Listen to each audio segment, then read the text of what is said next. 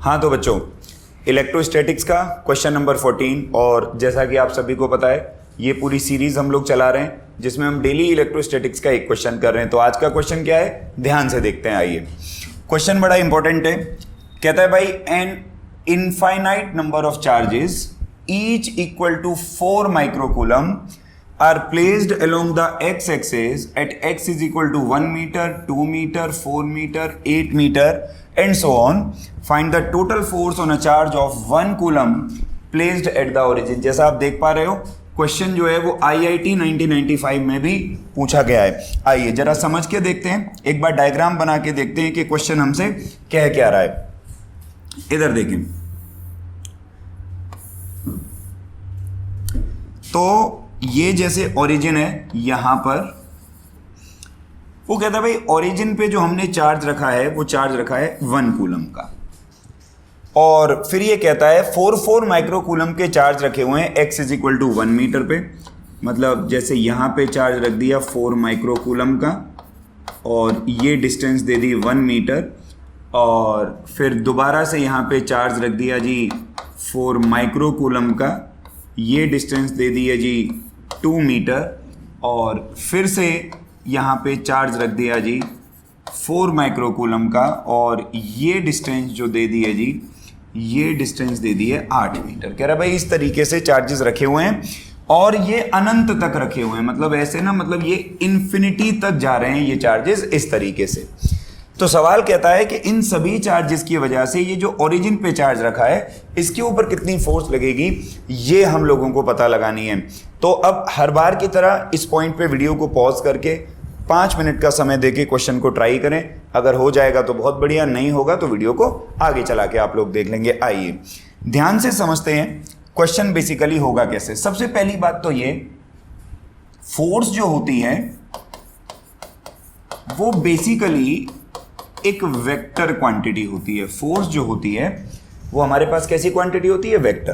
तो सबसे पहले तो हम वेक्टोरिकली देखेंगे कि इस वाले चार्ज के ऊपर जो ये यहां पे चार्ज रखा है, इनकी वजह से जो फोर्स है वो ऐड होगा कि सब्ट्रैक्ट होगा। आइए देखते हैं किस तरीके से देखेंगे भाई। सबसे पहली बात, ये चार्ज पॉजिटिव और ये चार्ज भी पॉजिटिव, तो ये वाला चार्ज इस वाले चार्ज पे रिपल्शन की फोर्स लगाएगा। कैसी फोर्स लगाएगा, रिपल्शन की। तो रिपल्शन की फोर्स लगाएगा तो इसके ऊपर इसकी वजह से जो फोर्स होगी that will be away from the charge. ऐसे ही इसके ऊपर इसकी वजह से जो फोर्स होगी that will also be away from the charge. अब इसके ऊपर इसकी वजह से जो फोर्स होगी भैया, क्योंकि ये भी पॉजिटिव है ये भी पॉजिटिव है और पॉजिटिव रिपेल करेंगे, तो this will also be away from the charge. मतलब कि हर चार्ज की वजह से इसके ऊपर जो फोर्स निकल रही है उसकी जो डायरेक्शन है that is away from the charge, और सभी की डायरेक्शन सेम है, तो इसका मतलब नेट फोर्स को हमको ऐड कर लेना चाहिए। देखो जब कभी भी दो से ज्यादा वेक्टर सेम डायरेक्शन में आ जाए, सेम डायरेक्शन में, तो उनका रिजल्टेंट निकालने के लिए हम लोगों को ऐड करना होता है। तो अब हम बेसिकली क्वेश्चन में क्या करेंगे, इसके ऊपर इसकी वजह से फोर्स निकालेंगे, फिर इस पर इसकी वजह से फोर्स निकालेंगे, फिर इस पर इसकी वजह से फोर्स निकालेंगे, और एंड में नेट फोर्स निकालने के लिए इन तीनों को ऐड कर देंगे हम लोग। तो आइए देखते हैं सबसे पहले कैसे किया जाएगा। तो फोर्स बराबर पहले इस वाले चार्ज के ऊपर इस वाले चार्ज की वजह से कूलम्स लॉ लगाएंगे।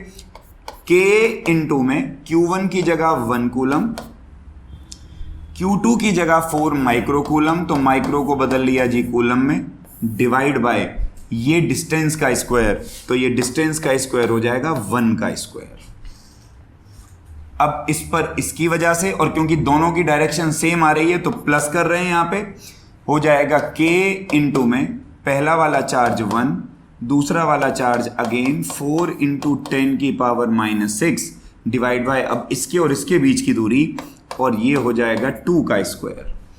ऐसे ही जो तीसरा चार्ज है उसकी वजह से निकालेंगे तो plus K into 1 into 4 into 10 की पावर -6 डिवाइड बाई ये दूरी का स्क्वायर, तो 8 का स्क्वायर हो जाएगा। दूरी हो गई है 8, नहीं यहाँ पे सॉरी गड़बड़ लिया गया है, ये वाली दूरी तीसरे वाले चार्ज की 4 है, अगले वाले चार्ज की 8 आएगी, तो ये हो जाएगा आपका 4 का square and so on up to infinity. क्योंकि ध्यान देखो तो उसने क्या बोला है कि जो चार्जेस रखे हुए हैं वो कितने रखे हुए हैं, इनफाइनाइट। चार्जेस कितने रखे हुए हैं, इनफाइनाइट। अब ध्यान लगा के देखो, जो चीज कॉमन निकलती है बेटा उसको कॉमन निकाल लो। एक तो k कॉमन आएगा, 4 इंटू 10 की पावर -6 कॉमन आएगा, और अंदर देखोगे तो देखो क्या बचेगा, k कॉमन आ गया, 4 इंटू 10 की पावर -6 कॉमन आ गया, तो ये वाली टर्म यहां पे बचेगी बेटा 1, प्लस में ये वाली टर्म बचेगी बेटा 1/4, प्लस में ये वाली टर्म बचेगी बच्चे 1/16, एंड प्लस में अप टू इंफिनिटी। अब यहां से उन लोगों को बिल्कुल परेशानी होगी जिनको थोड़ी सी मैथ में प्रॉब्लम आती है, क्योंकि तुम ध्यान लगा के देखोगे तो ये एक इनफाइनाइट जीपी बन गया। This is basically an infinite GP, geometric progression, और इनफाइनाइट जीपी के सम का फॉर्मूला होता है sum of infinite GP, sum of infinite GP is a upon में 1 - r, where what is a is first term and what is r is called common ratio, r is called common ratio। तो इस GP में देखेंगे first term है 1, common ratio, इनको divide करेंगे, इसको इससे डिवाइड करेंगे तो कॉमन रेशियो आएगा 1/4।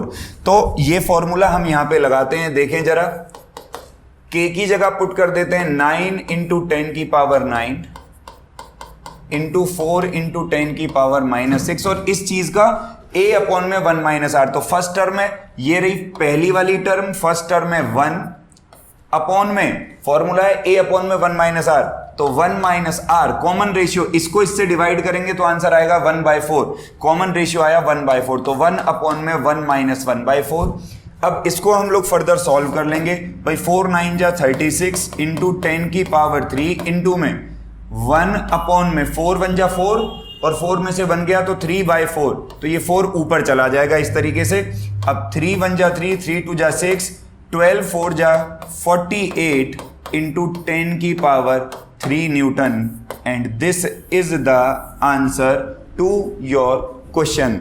बहुत अच्छा सवाल है, कॉन्सेप्चुअल सवाल है, हर एक कॉन्सेप्ट एक्सप्लेन करने की मैंने कोशिश की है। उम्मीद है तुम लोगों को एक क्वेश्चन समझ में आ गया होगा। इसके जैसा अगर कोई और क्वेश्चन भी आए तो तुम ट्राई कर सकते हो। आज के लिए इतना ही, कल एक नई वीडियो में फिर से मिलेंगे। Thank you.